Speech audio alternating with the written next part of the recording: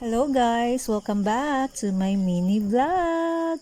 For today's video guys, ay gagawa ako ng cake. Para sa aking mother-in-law.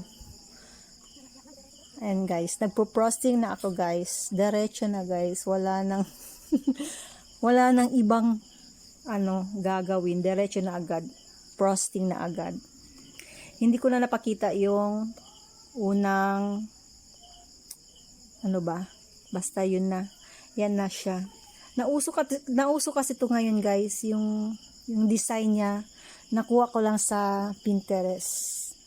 Maraming magaganda dun guys, kaya dun ako kumuha ng idea.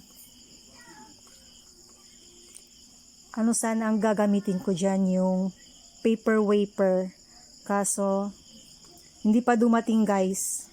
Matagal ang biyahe ng paper wafer. Kaya yun na lang.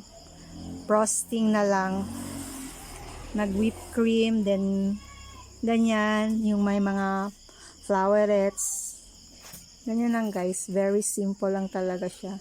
Pero, parang elegant. Sobra. Wala. I'm so happy lang.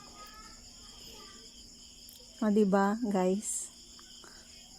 Ang ganda-ganda.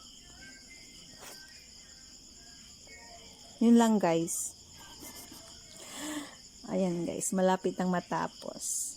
Then, o, yan na ang ating finished product. O, diba?